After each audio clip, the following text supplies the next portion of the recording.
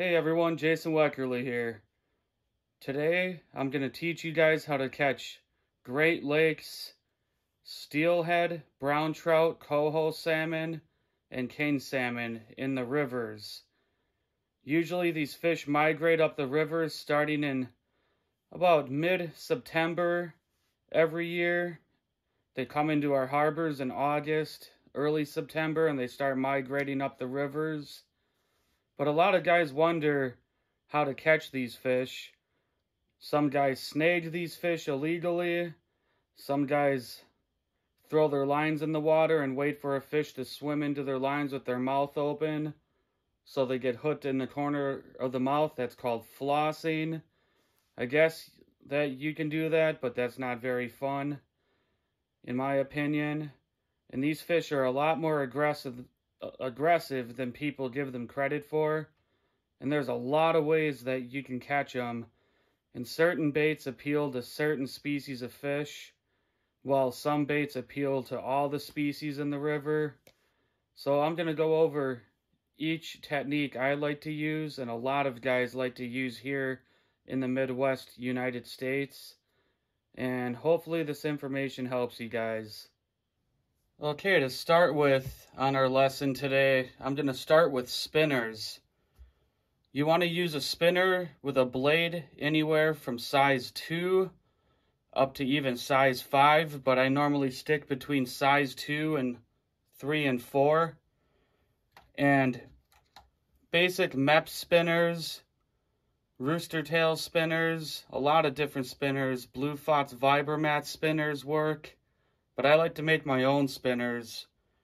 And this one right here is just a number 3 with black and chartreuse marabou with a little glow-in-the-dark tinsel. I use these single hook sea-wash hooks for my spinners because they're a little bit less snaggy when you're reeling them through the river, and they don't hurt the fish as much as treble hooks do. But black and silver, number 3. I like to go with a gold and brown with a little bit of orange in the tail. That's a good one. Silver and olive green with a little silver tinsel in the tail. Another good one. Again, these are number 3 size. But sometimes they don't want anything on the tail. They just want a plain hook. This is a size 4 silver with just a little egg bead on there. Just something plain. Nothing fancy. And sometimes they want something really small, like a size 2, even a 1. Especially if the water is crystal clear. This is a white and gold. White and silver also works. This is a smaller blade, as you can see. I also love black and gold, or black and silver. But when the water is clear, small spinners really work. Number 3 size is usually a good in-between size or main size to throw. It's not too big, not too small. But if the water's really murky, I'll bump up to a size 5 with a little bit more marabou or bucktail or tinsel, or even with a fluorescent blade like a fire tiger or a chartreuse, an orange, a pink. Because when the water is murky, you want something they can see, they can feel going past them. This bait really thumps in the water and vibrates, so this is a good bait to use. And it's also a good bait to use for kings and cohos because they get very aggressive. Another color that works is like a silver and pink. But spinners, you just cast them out. You don't want to cast them up current. You want to cast them either across the river or down current on an angle, pulling them up the current as slow as possible just to keep the bait off the bottom so it's not snagging. And it's very simple, just fast enough to get the blade turning or to keep it above the bottom and the fish will attack the crap out of it. And now on to our next technique, which is something I don't see a lot of guys doing. Sometimes I get funny looks from people who think I'm trying to snag fish because I'm using a lure with a treble hook on it. But using crankbaits or jerkbaits in rivers like Rapalas, shallow diving crankbaits, absolutely catches fish, especially king salmon and especially coho salmon. And a couple baits I like to use starting out is an F7 size Rapala Original. This has like a purple back, chartreuse sides, and an orange belly. I believe the color was called Hot Steel. I might be wrong about that. But Fire Tiger, Hot Steel, this color. Black and white works really good because trout and salmon still remember that they were feeding on bait fish their whole life, and that mimics a minnow or an alewife or a shad. These Storm hot and tot lures are really good. What I like to do is you can switch out this clamp to make the bait run shallower or deeper. I like to switch it out so that this bait runs shallower, because most of our rivers here in Wisconsin are really shallow.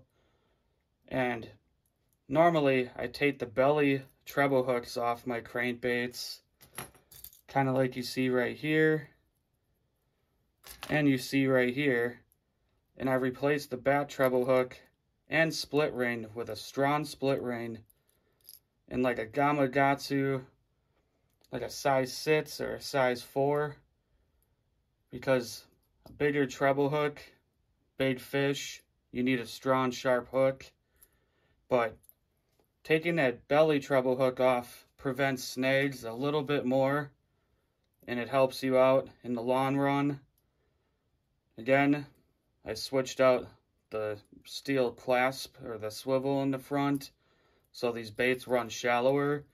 When you reel these baits in the current, you really feel the rod vibrating. You feel that bait kicking down there, and it just absolutely irritates the fish into striking. But this UV Fire Tiger, black and silver, all sorts of different colors work, but don't underestimate crankbaits.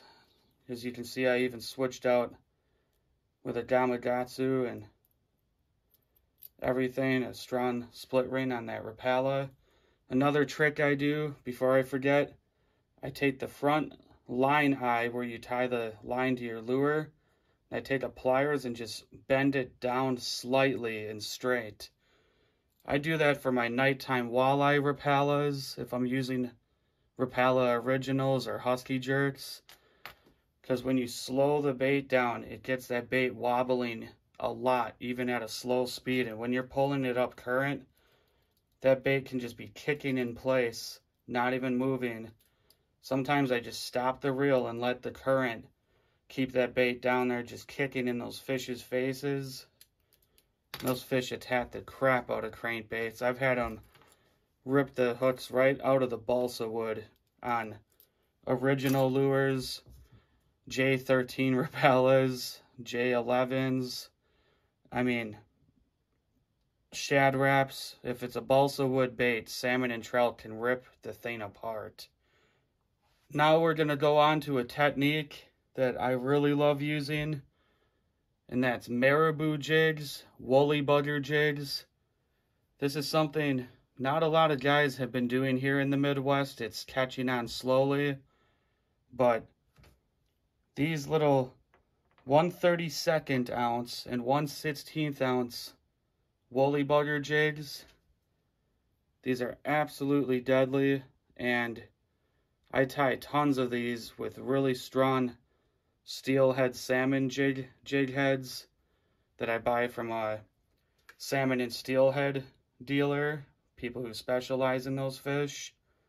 But I like to use a bait that's about 2 inches long and 1/32 ounce or 1/16 ounce, depending on the current, the depth, or the way I'm fishing. You can cast a 16th ounce out and work it back in, just jigging it and catch fish. You can even sit there and hover over a fish until you piss it off, but I just don't have fun doing that. I mean, by the time the fish hits, it's like, oh wow, I'd rather fish for the fish I don't see, because they just surprise the hell out of you. They attack viciously. And a lot of people waste their time standing over one fish when they could have already caught 2, 3, 4, or more of the ones that they couldn't see. So you can cast the 16th ounce out, work it in, but a 32nd ounce, I normally like to put it under a bobber and drift it in the current just like you would with spawn sacks, salmon eggs, trout eggs, egg beads, which I'll get to all that in a second. But I like to use black, olive green. I love purple, but I don't have any with me right now for some reason. Pink and white. And a little trick I like to do is I like to put a little piece of shrimp meat, or I like to use wax worms. I'll put 2 or 3 wax worms on the hook for added flavor. You just cast it into the current. You want to find slack water and structure and just let that bait slowly drift. You can put some split shots, like little tiny split shots on your line if you're not drifting slow enough, but you just want that bait hovering within inches of the bottom. And it's a deadly technique, whether you're casting and jigging it or you're drifting it under bobbers. Now, last but not least, we're going to talk salmon and trout eggs, spawn sacks, skein eggs, or egg beads. You might be asking, what's a skein egg? What skein is, or skein, people say it differently. It's the salmon or trout egg stuck to the mucous membrane sac. So when you pull the sac out of the fish, you get a whole egg sac connected together. After a while during the spawning cycle, that mucous membrane sac breaks away from the eggs, and the eggs loosen up, and the fish lay those eggs. They just fall right out of the fish's butthole. Those are the eggs you made spawn sats with. You take those loose eggs, you tie them into square pieces of netting into little tiny egg balls, put them on a size 6 hook, size 4 hook for the largest you need, but a size 6 single hook, and you drift it in the current just like you drift those hair jigs, those Marabou jigs, woolly bugger jigs I just showed you, whatever you want to call them. But you can do the same thing with skein, as long as you get the fish early enough in the season, the female fish, before the egg sac breaks up and she lays her eggs. Skein works good. You just use like golf ball sized chunks of it on either a size 6 treble hook, or you can use pretty much like a size 4 or size 2 single hook with skein. But most guys use spawn sats in the rivers because they're more durable and they don't fall off as easy. If you're going for steelhead and brown trout, they'll go after any type of egg, salmon eggs, trout eggs, even suckerfish eggs. But brown trout eggs and steelhead eggs seem to work best for me. Coho eggs work really good too, because the coho salmon seem to run around the same time the trout start running up the rivers. So it's what they're used to seeing and smelling in the water, and they are a different size egg, but cane salmon eggs will work too. I like to use white netting, chartreuse netting, paint netting to get the eggs looking different colors in the water. Sometimes color matters, but I don't use a lot of spawn sacks normally like lures, like I was showing you, the spinners, the crankbaits and jerkbaits, the hair jigs catch plenty of fish for me. But there are times when those fish will only grab spawn sacs or skein. So it's good to carry a lot of selection of lures with you. Pack light, but carry what matters most. But if you don't have eggs, another thing you can use are egg beads. And the way you set an egg bead up, you take a toothpick or one of these little rubber mechanisms here. I don't know what to call this. A rubber peg. You normally peg sinkers on your line with these. You can peg foam slip bobbers on your line. You can peg egg beads on your line with them. Toothpicks are okay to use too, but they can cut your line if the line rubs up on the sharpness of the wood. But you want to put the egg bead about 1.5 to 2 inches above a size 6 hook. And that might sound funny, but when the fish tastes that, the bead isn't in the way of the hook, and you hook the fish perfectly in the corner of the fish's mouth. But that's just pegged in there, and you just cut the peg as close as you can once it's pegged on your line. So it just looks like a ball drifting in the water. It looks like an egg. And I like to use the cheapest bobbers possible when I'm drifting spawn or I'm drifting hair jigs or beads. And I normally just go with these foam bobbers you can buy in a pack. And again, you can use one of these plastic pegs. You can put it in there all the way through and pull it down snug that way, or